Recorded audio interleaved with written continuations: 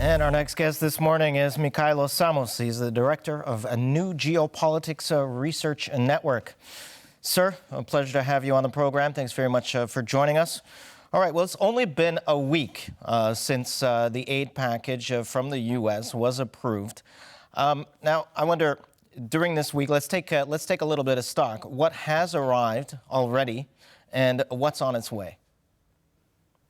Yeah, actually, of course, the 1 week, it's not enough to change the situation on the front line, because after the half of year of this pause of United States participation in supporting Ukraine actually had a very serious impact on the situation on the battlefield. And you know that Russians, since October last year, trying to break through Ukrainian front, actually they have slightly proceeding and slightly the development on the battlefield, but they still don't have the operational breakthrough.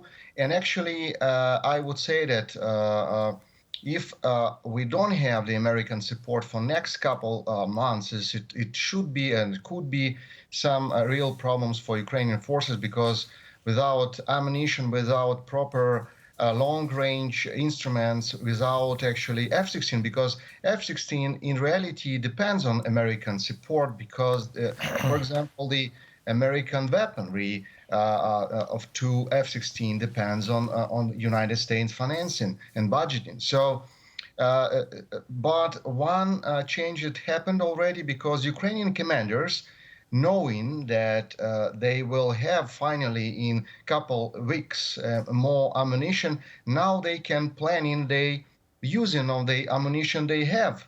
They have a small number of ammunition, but nevertheless they can use it right now, not trying to use the very economically, trying to plan it for several months, but now for several weeks already. So I think it will be better situation every day. And of course, it depends on the logistics now. It depends on how United States will plan the transporting to Ukraine the long-range missiles, the basically ammunition, armor vehicles, and all of this stuff, which Ukrainian armed forces needs a lot. And of course, time is of the essence. And in the coming weeks, I believe that we anticipate the arrival of critical supplies, but the clock is ticking, and the urgency couldn't be more palpable. So with intensified Russian attacks, of course, and the looming threat of a Russian offensive, I feel like every day counts. But are there any logistical challenges now in getting supplies to the front line, to your mind? What do you see? Not really, actually. First of all, some of the ammunition and other materials already in Poland and Germany, as actually United States openly announced it 1 week ago. So I am not sure that it will be some problems. The problem is that Ministry of Defense, Department of Defense, United States, they couldn't start the supplying without that a Congress decision and President Biden decision, so they couldn't just get this ammunition, for example, from the U.S. Army arsenals before the decision, and of course they couldn't provide the budgeting to some programs. So now we have the problem, not the logistics really, but the tempo of the United States system, how they will fast react on the new budgeting and new production. Actually, they need to product something, and to product some military ammunition and military equipment, we need some months. So I hope that it will be some very fast support. And the paradox is that the lack of United States support, they waken up the European support. And actually now we have a so-called Czech initiative with approximately 1 million ammunition to Ukraine immediately. So it will be in May, together with other European production lines started to be very active right now. So I hope that actually the May will be very, very dangerous for Ukraine, but in June will be absolutely different situation. So as we're talking and as we're discussing in Ukraine now, that May it will be maybe the critical and crucial months for Ukrainian armed forces to stop Russian approach, to stop Russian plans to continue offensive operations, and maybe in June the change the initiative to get initiative and maybe even conduct some counteroffensive. Of course, not very big, but counteroffensive tactical actions. All right, so hopefully a lot of the equipment that's necessary to put up a fight is on its way. A lot of it, as you mentioned, was already in Europe, just waiting for a sign-off from the Americans. So hopefully that's already being delivered. But the issue here also, what's the point of all this stuff if there's no one there, if there's no manpower? What's the situation in terms of manpower? What's the morale of the soldiers who are currently at the fronts? And how is Ukraine going to be able to source more people? First of all, we are not talking about the First World War. Sometimes they discussing how many soldiers Ukraine is. We're talking about the 500,000, 1 million. Okay, let's imagine we send now 1 million soldiers to the battlefield, and Ukrainian soldiers will stay under the Russian glide bombs and the air supremacy of Russian aviation with absolutely dominance by artillery will have only killed Ukrainian soldiers. So first of all, talking about the soldiers, we need talking about these technologies and long-range missiles, enough artillery, F-16 finally to change the situation, because in 21st century, soldier, it's an operator. It's an operator at height of the high technology equipment. If we're talking about the system of mobilization, 18th of May, we'll have finally the new law will be in action, and we will have a new situation with manpower, obviously, because before we had this post-Soviet mobilization law very ineffective. We couldn't get a proper manpower because of the lack of order, actually, just order and discipline in the this system. So I hope that it will be changes. It will be obligatory for every Ukrainian man to be in special database. And after this, the Minister of Defense will decide how to use this man in proper speciality and proper situation. But again, without equipment, even 1 million or 2 million of Ukrainian soldiers won't change the situation. We need equipment to create, for example, a new brigade. New brigade, it's not just people and not just soldiers, sergeants, and officers. They need to have a proper equipment with proper intelligence, command and communications, of course, a lot of drones and etc. So now, when United States and Europe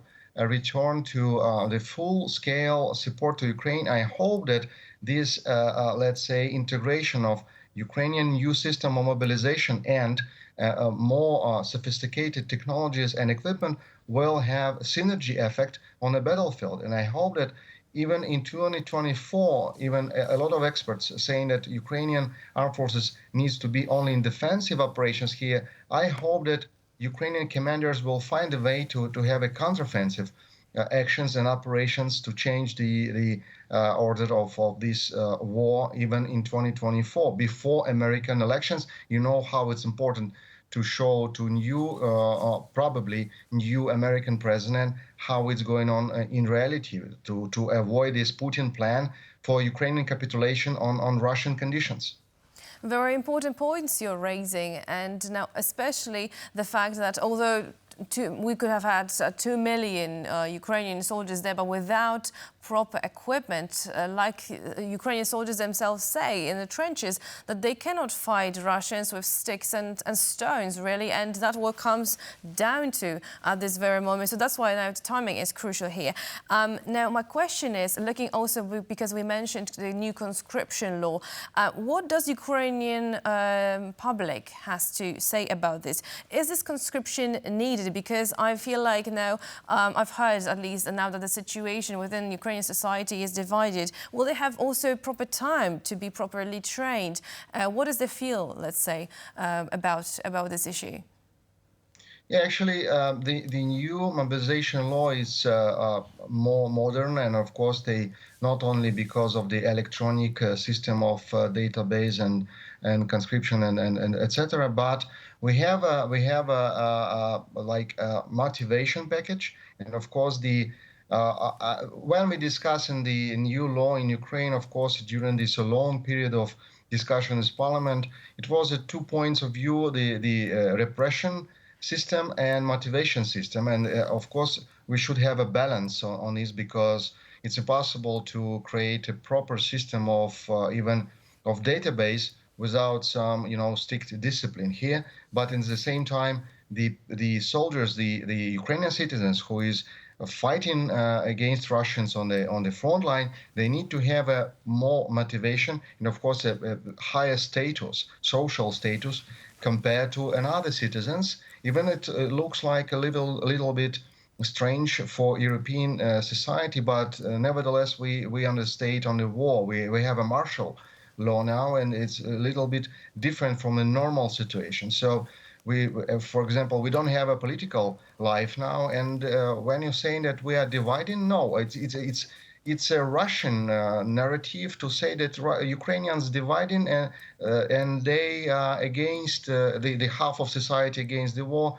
I mean that to participate in fighting against Russians. Of course, it's not so simple.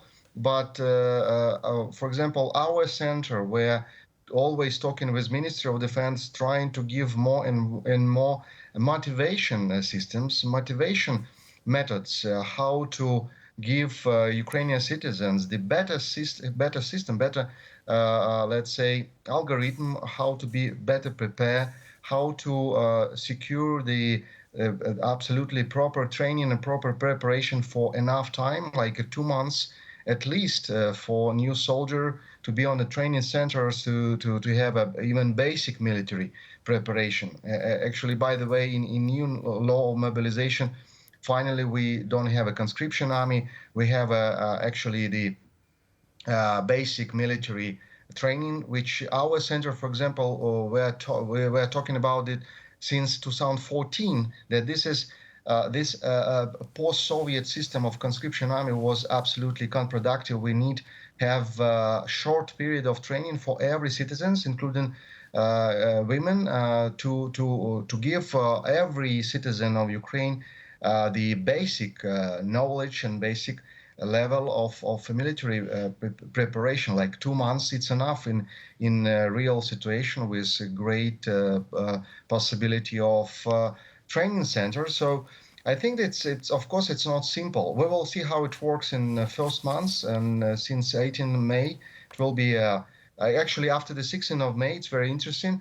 We have all of Ukrainian men have a 60 days, 60 days, to renew the data in the recruiting centers. So everybody needs to renew the data, and after this, it will be obviously a refresh database, a real database, not paper database with millions of soldiers, but we will potential soldiers, but real database with real men who is ready to fight. I think it's a first point to create an effective system of recruitment and mobilization. All right. And another final question. Obviously, there's a lot of high-tech gear on its way to Ukraine, including Sidewinder missiles, etc. But at the same time, we're not seeing the F-16s that were promised. I mean, are we able to talk about a possible Ukrainian counteroffensive without those planes? It depends on the counteroffensive.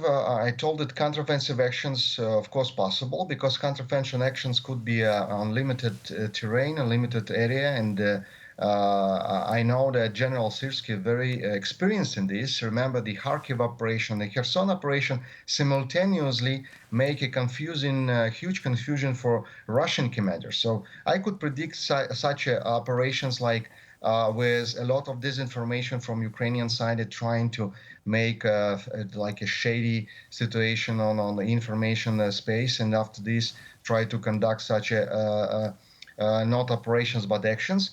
But of course, you are absolutely right. If we're talking about the operations for the occupation of huge territories, or for example, the landing operations for Marine Corps on the left bank of Dnieper on the Kherson Oblast, we need to have a supremacy, or at least neutralize the impact of Russian aviation. Without F-16, it's impossible.